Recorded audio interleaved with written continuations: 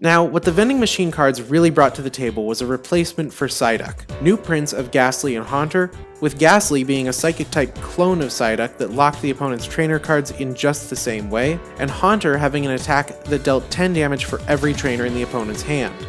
Creatures wanted players to use evolution cards. And we succeeded. These two cards in combination with Dark Vileplume were the new best deck in format, replacing Haymaker.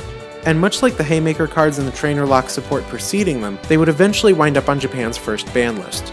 But that's getting ahead of ourselves by a few years. In a nutshell, the Dark Plume deck now stopped the opponent from playing trainer cards and took advantage of their frozen hand, by having a Pokemon whose power was only limited by how many trainers the opponent drew. Bearing in mind that the Pokemon TCG has no maximum hand size, and that most Pokemon decks were running 30 to 40 trainers at the time, Haunter had no practical power ceiling. Forget 2-hit knockouts, it could pick up 1-hit knockouts easily. Leader's Stadium actually made things worse through a single card, the Rocket's Trap. This card flipped a coin, and if it came up heads, shuffled 3 random cards from the opponent's hand into their deck. Repeated use of the Rocket's Trap in combination with Item Finder to reuse it could completely destroy the opponent's hand size, and there's not really a logical explanation for its design process. The card was always a bad idea because it contributed to the game of Solitaire that was already emerging in Team Rocket. Now you could do things like play Erica 3 times to have both players draw 9 cards, reset the opponent's hand down to 4 with Imposter Oath's Revenge, and then shuffle all those cards away with the Rocket's Trap. True to its name, Leader's Stadium was the set that introduced Stadium cards, a new card type that affected all Pokemon and players simultaneously, similar to Field Magic cards in Yu-Gi-Oh! Only one stadium could be in play at a time, so even decks that did not focus on a specific stadium needed to include one as a counter stadium to disable the opponent's effect. And of the stadiums, one problem card stood out over the others: Chaos Gym, which forced players to win a coin flip every time they tried to use a trainer card, or otherwise have the effect stolen by their opponent. In practice, Chaos Gym was used after whittling the opponent's hand away with the Rocket's Trap, making them potentially unable to use any trainer cards they top-decked. Thus, a card that was theoretically fair further swung the game in favor of whoever went first. Other problem cards from the set included Erica's Jigglypuff, which for a single double colorless energy could one-hit KO any 40 HP basic Pokemon, and Brock's Ninetales, whose Pokemon power allowed it to become any evolved Pokemon and later revert to its normal state at will. In combination with the trainer card Brock's Protection, which prevented any Brock Pokemon from having their energy removed by trainer effects, Ninetales could be a strictly better version of any evolved Pokemon in the game. Erica's Jigglypuff was an especially notable low point for the franchise, as opening the game with only one basic Pokemon available against it meant you would never get to play at all. With the exception of Brock's Protection, all of these cards would eventually be restricted down to 1 to 2 copies per deck in Japan, though some would take more time than others to end up on the list, and later revisions to Pokemon's rules prevented the player who went first from attacking on their first turn to prevent future Erica's Jigglypuff situations from emerging. Leader's Stadium would be followed up by 2 more starter decks in February 1999, and the second half of the Gym Series boosters in June. Challenge from Darkness.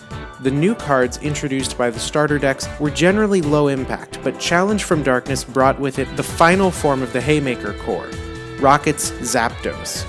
Rocket's Zapdos had a lot going for it. Its Plasma attack only cost 1 energy and attached 1 lightning energy in the discard pile to it while dealing 20 damage. And its Electro Burn attack hit for 70, the exact hit points of big basics in general, at the expense of dealing 10 damage to itself for every lightning energy on it. This meant that while Rocket Zapdos could get set up in 1 turn and then 1-hit KO just about anything in the game, it would also KO itself after attacking twice if you didn't mix in some other color into the deck. That damage could be mitigated with Defender and Scoop Up, especially since the energy cards lost by scooping Zapdos could be regained through Plasma. It was for the very same reason that energy removal and super energy removal couldn't shut it down either, because Plasma would just reattach the discarded energy. All these factors made Zapdos the perfect partner to the long-lived Electabuzz. Despite how powerful Rocket Zapdos and the plethora of hand destruction trainers were, the Haymaker concept as a whole paled in comparison to Trainer Lock. Booster Sheet Ghastly and Haunter paired with Dark Vileplume was the deck to beat, and the deck best suited to beating it was itself. Haunter's Poltergeist attack became progressively more powerful the further into the game you got, and rather than take away the opponent's hand to render them helpless, it forced them to be unable to ditch their hand to render them helpless. So while during the equivalent international format in 2000, Rocket's Zapdos dominated, Japan's run of local tournaments was filled with Haunter decks. Things came to a head 1 month later on July 10th, 1999, when TPC began the first qualifiers in the Challenge Road 99 Summer Tournament Series. Up to this point, Pokemon had primarily thrived on locally organized but officially sanctioned weekly shop tournaments, and Challenge Road didn't do anything to change that. Large-scale official events were few and far between. The first official tournament had been held during Fossil format over the course of 2 days in June 1997 in Chiba Prefecture, and was only open to elementary school students. As reported in the official magazine Pokemon Card Fan Club Volume 2, over 1,000 players applied, but only a small fraction got in. Despite the hype, the first official nationals was smaller than some locals, as it had to be held inside the 6th World Hobby Fair and scaled to fit Pokemon's allotted booth space. The second official tournament was a little better, a series of regional competitions spread across 6 of Japan's major cities from November 97 to February 1998, which introduced multiple age divisions, with all of the pre-junior high players in one and the junior high and up players in the other. But even with the opening up of the age brackets, Japan's second national tournament was far from ideal. To get in, players had to submit their name and have it be drawn by lottery, and each cup used a set of special rules that limited players to 4 prizes instead of 6, with 10-minute long rounds that were best-of-1 games rather than best 2 out of 3. The junior high decks were much more competitive than their elementary counterparts, with basic Haymaker skeletons dominating the results. But the players didn't have the proper environment to thrive in, and many would travel an hour or more only to find the tournament was over capacity and not accepting new applications.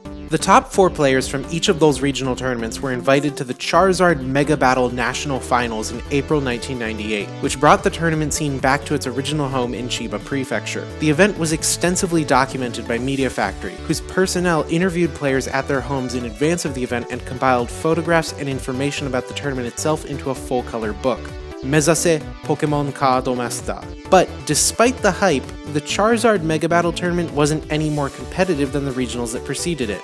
Best of 1, 4 prizes, 10 minutes per round.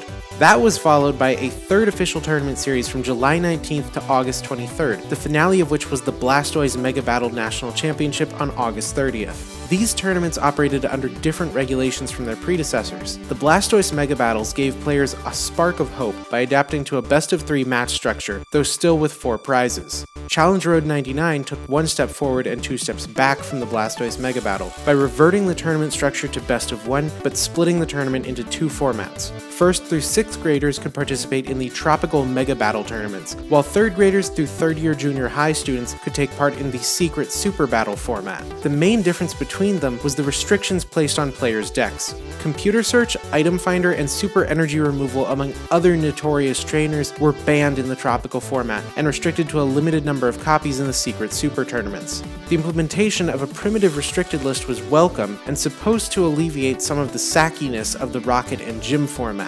We don't know the exact restricted list, but based on information about subsequent years, it seems that the Team Rocket trainer cards were limited to either 1 or 2 copies per deck. Unfortunately, that didn't do anything about Dark Vileplume, Vending Machine Haunter, or the various Haymaker cores. The thing is that by mid-1999, Pokemon was no longer the only game in town. TPC didn't have the monopoly it once did on the shelves of Japanese hobby shops. They were contending with Fujimi Shobo's Monster Collection, Broccoli's Aquarian Age and Leaf Fight TCG, Bandai's Digital Monster Card Game, and most formidably of all, Konami's Yu-Gi-Oh! Players had wised up to how limited and unbalanced Pokemon's gameplay was, and they were playing other games on their mats. There were Dark Magicians and Metal Greymons being played on top of those Pikachu playmats, and the company had to do something if it was to retain its audience. On July 8th, Yu-Gi-Oh! Had rolled out its first formal restricted list, limiting players to using 1 copy each of Trap Hole, Dark Hole, and Raigeki. Pokemon was now facing criticism for not making similar attempts to balance their game, and Konami was competing directly with TPC by aggressively launching new boosters up to twice per month. TPC responded by announcing the Autumn Tournament Series immediately following the end of the Summer Challenge Road, more than doubling the number of locations to include 15 regional qualifiers and expanding the secret Super Battle format's restricted list. The Autumn Series lasted September through December, and was followed in turn by the smaller, invitation-only Champions Road 2000 tournament at 7 cities from January 9th to February 26th. We know precious little about these tournaments because information about them was primarily distributed in fragile print documents, and because of the state the internet is currently in. The Japanese version of the popular Yahoo GeoCities website platform was shut down in March 2019, killing off numerous blogs and event reports written at the time of the tournaments. What we do know is that the Champion Road Tournament series overlapped with the launch of the first Gold and Silver themed expansion, Pokémon Card Neo: Gold, Silver to a New World, on February 4th, 2000.